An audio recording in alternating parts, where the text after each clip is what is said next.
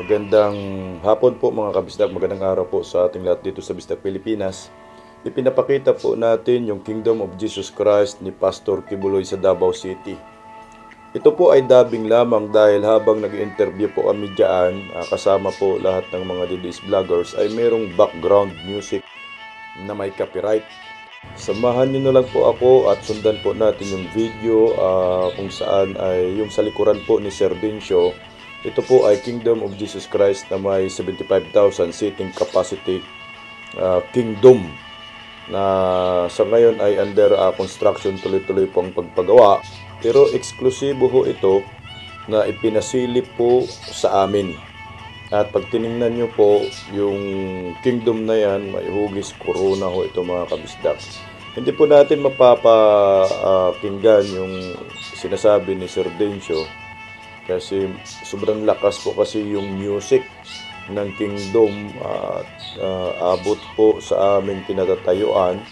Kaya naman ay dinadab ko na lang ho ito. Ang mahalaga po, may pakita ho natin kung gaano kalaki ang Kingdom of Jesus Christ ng Pastor Kibuloy, na para sa akin po ito ho talaga ang iinggitan ni Mamsi at ni Raisa Hontiveros, mga Team Tambangal at mga Team Tambaloslos. Almost I think mga 13 years na po ito. 13 years ago na po ginagawa po nila itong Kingdom of Jesus Christ na may 75,000 seating capacity.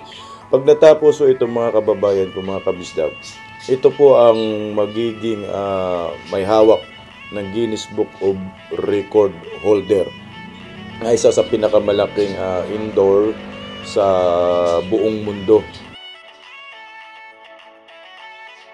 Ang sabi po ng isa sa mga nag-construct po at namamahala ng Kingdom of Jesus Christ ay humukay pa ho sila dyan sa lupa na yan upang makapasa po sila sa building permit, dahil hindi po pwede ang structure ng Kingdom of Jesus Christ ay tataas po doon sa airport ng Davao. Kaya humukay ho sila ng malalim pa upang maaprubahan ng Davao City ang itinatayo po nilang kingdom ng ni Pastor Kibuloy at ng Kingdom of Jesus Christ. Kaya tinatawag po itong kingdom mga kabisdak dahil yung structure ay hugis corona.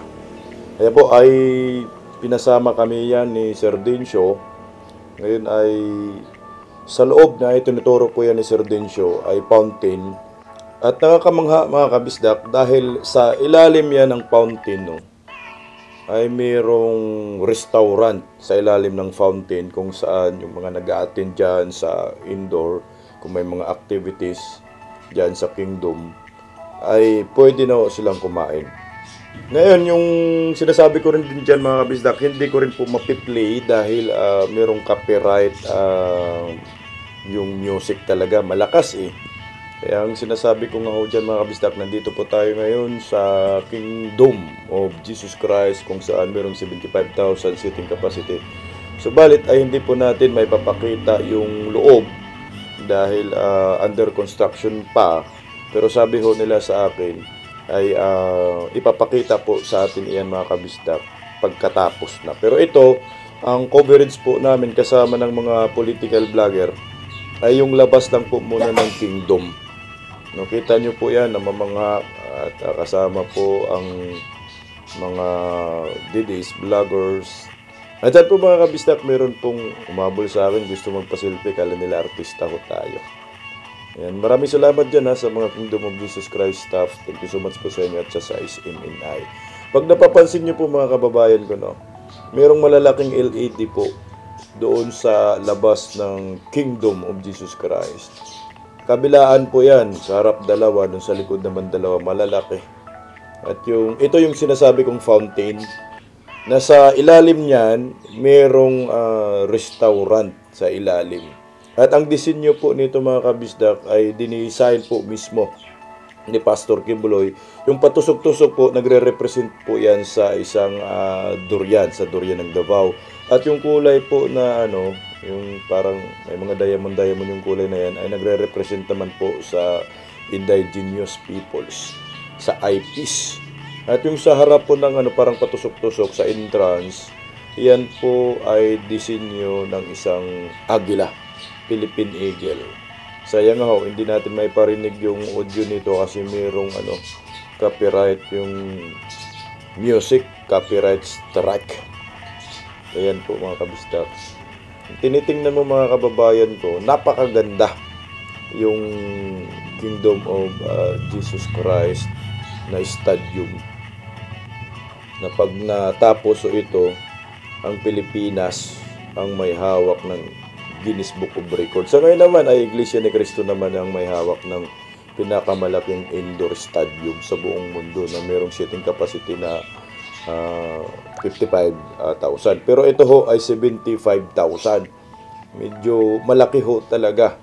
At napasok na namin ito mga kabisdak, hindi lang ho po pwedeng ipakita yung loob. Kaya sabi ho nila sa amin, huwag muna ipalabas sa social media. Pero hito ngayon, tingnan mo naman ang kagandahan ng Kingdom of Jesus Christ. Labas pa lang ito. At yung nagde-design po ninyo mga kabisdak, mga suggestion nito talagang galing po sa kay Pastor Kibuloy. At lahat ng disenyo yan galing sa kay Pastor Kibuloy, yung isip, ideya, galing po mismo kay Pastor Kibuloy. Ayan o. Pinaliwanag po yan sa akin ni Sir Dencio na yung dalawang LED ho na yan sa harap, meron din po sa likod. Napakalaking LED, grabe. At yung entrance, tinanong ko kasi dyan kung anong disenyo yan. Sabi niya po, disenyo yan kuha sa agila. At yung buong palibot ng ng stadium na yan ay corona. Samahan niyo po ako sa paglilibot mga kabisdak kasi ito may liwanag pa. Tapos pagkatapos namin mag-ikot dyan, medyo madilim na. Maganda sa dilim, grabe yung lighting nila, napakaganda. Ito po yung escalator na yan ay dyan ka dadaan papunta doon sa ilalim ng fountain na mayroong restaurant. Ito yan yung fountain na yan. Doon ka dadaan, doon ka rin lalabas. Pero meron ding entrance doon sa loob, papunta sa restaurant. Ayan, tingnan mo. Nakakamangha po mga kabisdak. So ito mga kabisdak ay gumabi na ho ito. Hindi ko pa rin po mapiplay yung video kasi nga ho, antindi po talaga ng copyright. Lakas kasi ng music dyan, lakas ng speaker. Ilang hectares yan? Naaabot lahat ng music. Ganyan po kaganda. Tingnan mo yung mga lighting mga kabisda ko. Grabe. Mamamangha ka ho dito. At yung fountain na yan mga kabisda, may music. So yung music ng fountain, yung tubig na bumubulwak, lumalabas, ay sumasabay ho yan sa music. Ayan, sumasayaw po yung tubig. Grabe, ang ganda po ng kingdom ni Pastor Kibuloy. Ito ho talaga sa isa sa kinaiinggitan ng mga kalaban ni Pastor, lalo na si Mamsie, Tambaloslos, Tambangag, si Ontivirus. Hindi ho kasi yan magagawa ng ordinaryong Pilipino. Hindi po yan magagawa ng ordinaryong tao kung walang pananampalataya. Tingnan niyo po yung yung fountain, sumasaya po. With music po yan. So ngayon, hindi ko nga yan mapipli dahil may copyright. Pero anyway, at least ipinakita po ng Bisdak Pilipinas sa inyo kung ano po ang laman ng kingdom ni Pastor Kibuloy sa labas. Sa labas pa ho ito kasi yung sa loob under construction at hindi pa po pwedeng ilabas. Pero may mga video na ho kami dyan. Ayaw lang pwedeng ilabas. Tingnan niyo po yung mga tubig. May music po yan ha. Sumasabay po sa tugtog yung tubig. Habang napipli, tingnan nyo po yan si Coach Oli, sumasayaw pa nga ho siya dyan eh. Sumasabay sa ganda ng tugtog, parang nasa langit ka ho. Na may kasamang pagbulwak ng tubig, fountain. Yan nga po, kumupal-ipal-ipal din ako dyan eh. Kasi ganda talaga mga bisag, tingnan nyo po. Kita nyo po yung kingdom. Sa gabi yan ha, sa gabi. Yan si Coach Oli sa likod. Sumasabay sa pagbulwak po ng tubig. Sa ilalim yan ha, ng fountain, mayroong restaurant. Kung saan yung mga atinda nag-a-attend sa kingdom activities. Kunyari, mayroong basketball, NBA game.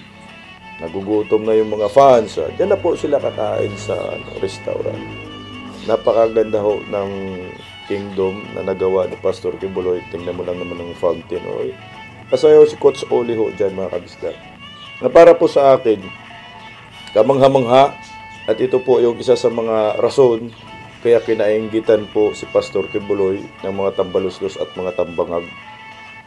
At least mga kababayan ko, pinakita ko po sa inyo yung soon to be magiging may hawak ng Guinness Book of Record, isa sa pinakamalaki sa buong mundo na indoor stadium, ang Kingdom of Jesus Christ.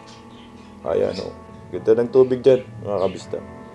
May mga music, ganda ng music so grabe ang lakas ng copyright strike ho, pulang-pula.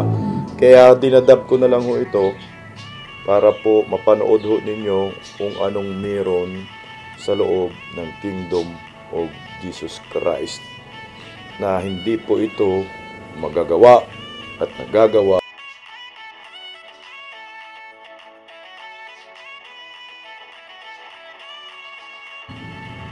ayan mga kabisdak, ang sinabi ko po dyan, hanggang dito na lang po muna tayo sa labas dahil bawal po tayo kumuha ng video sa loob.